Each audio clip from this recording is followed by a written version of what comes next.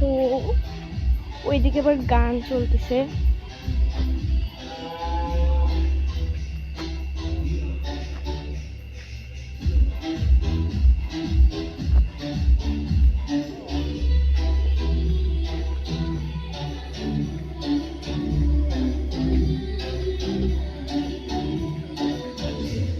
অন্ধকার গাইস।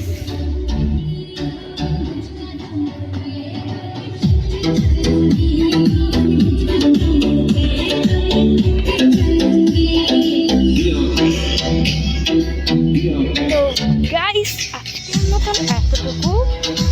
তো আপনাদের সাথে আজকে আমি এতটুকু শেয়ার করতে পেরেছি, এটা আমার ভেবে অনেক ভালো লাগছে। তো আল্লাহ হাফেজ।